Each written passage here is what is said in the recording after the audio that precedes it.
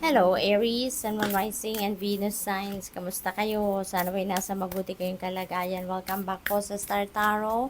Kung bago kayo dito, welcome din kayo. Thank you sa inyong support. I truly appreciate it. God bless you all.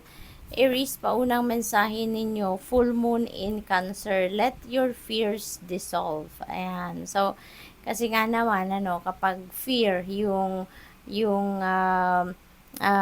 hinayaan natin na mamayani sa isip at sa puso natin, sa buhay natin, ay nako, wala tayong mapupuntahan, wala tayong mararating, no, Aries? Kasi nga, kung may takot kayo, for sure, hindi kayo magte-take action kasi takot kayo, 'di ba? Kaya yun ang mag-hold back sa atin para gawin natin ang mga bagay na sana ay dapat nating gawin para maisakatuparan na natin ang mga bagay-bagay na gusto nating ma-achieve, 'di ba?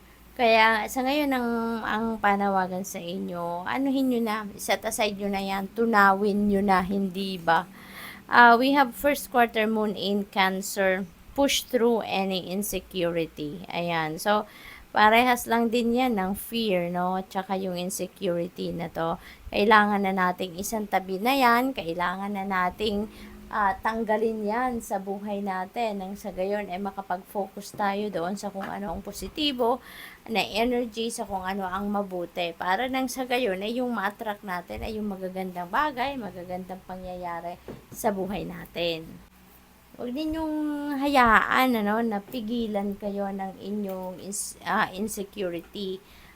Kasi maaring ang iba sa inyo dito, feeling siguro ninyo hindi kayo enough, no? Maaring iniisip ninyo na I am not good enough, 'di ba? Kaya ayun, sinamahan pa siguro ng takot, edi mas lalong ma-i-stuck kayo sa stagnant energy at hindi kayo makakausad. But never think, no, Aries, never think that you are not good enough because every one of us is good enough. Lahat tayo, biniyayaan tayo ng talents, skills, and gifts, no? Walang naiwan dyan.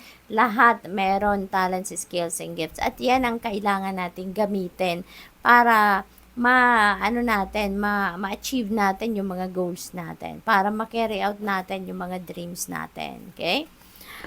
What else? We have first quarter moon in Taurus, release control. Okay? Release control. Maaring ang iba din naman sa inyo dito, siguro panay insist, no? Kung ano yung gusto ninyo, baka yun ang ipinagpipilitan ninyo, kaya mas lalong lumalayo sa inyo yung mga pagkakataon, 'di ba? Kasi, 'di ba, the more na kinokontrol natin ang posibleng maging outcome ng kung ano man ang pinaplano or mga ginagawa natin, tapos nagaano tayo, yung bang kinokontra natin yung mga changes or kung ano man ang mga nangyayari para maisapilitan na or maisiksik natin kung ano talaga yung gusto natin. So, mas lalo lang madiderail kung ano yung plano ninyo. Kaya naman, ang panawagan sa inyo dito ng spirit, i-release nyo na yung control na yan. I-release nyo na kung ano man um, yung parang pagpipilit ninyo na mangyari ang gusto ninyong mangyari. Let go nyo na yan at instead, mag-surrender kayo, no?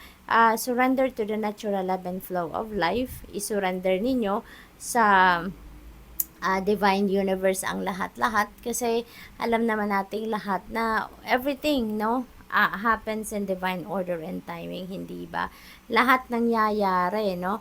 According to divine timing. Kaya kahit anong siksik or pilit natin sa mga gusto nating mangyari, yan ay hindi mangyayari if it's not divine timing yet, or kung hindi talaga yan para sa atin, hindi talaga yan mangyayari, hindi ba? Kaya let's just release control, and let's allow the destiny to unfold organically, no?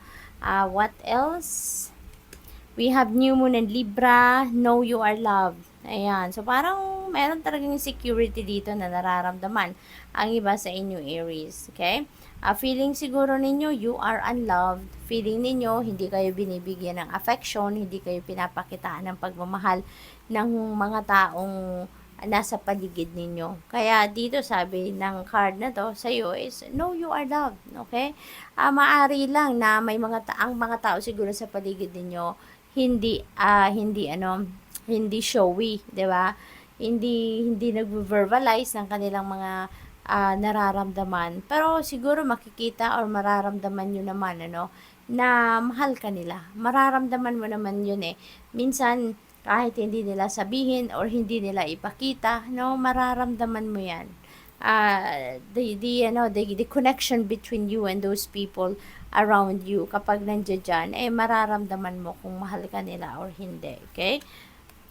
Full moon in Aries, cool your emotions. Ayan, so siguro Aries kasi baka magagalitin kayo sa ngayon. Siguro, ano, mababaw yung temper ninyo sa ngayon, ano? Kaya maaaring meron dito mga pakiramdam ninyo na nag-outburst kayo, na nagkakaroon kayo ng, alam mo yun, bigla-biglang nagagalit, yung mga ganon, ano. So, you're being advised here to cool your emotions. Kasi, kapag lagi tayong nandoon sa intense, no, emosyon, pag lagi tayong nandoon sa galit, sa temper, nako, mas lalong hindi dadating ang mga ini-expect natin diyan. Kasi 'di ba, that is negative energy. Kaya kalma lang, no? Kalma lang, hingang malalim. Mag-meditate kayo para makalma ang inyong pakiramdam, okay? So, we have full moon in Gemini, embrace the flow of life. Ito na nga, kasama siya ni release control, no? At maganda to, nasa tapat niya talaga si release control energy. So, let's just embrace the flow of life. Doon na lang tayo, sumama tayo sa kung anong kagustuhan ng universe, no? Kaya importante din na lagi tayong makikinig, 'di ba, sa gabay ng universe. Makinig tayo sa ating intuition para nang sa gayon lagi tayong guided, no? So what else? We have angel number 0707. Ayan, so compromise. Maaring ang iba sa inyo is going to enter a compromise dito, no? Maaring yan, no? With the cool of emotions energy, baka meron ditong kagalit kayo, meron kayong naging kaaway, something like that. So, let go of what no longer serves you. Stop holding on to grudges, express your emotions, and aim towards a compromise. Where there is a lack of understanding, it's best to just move on. The truth will set you free.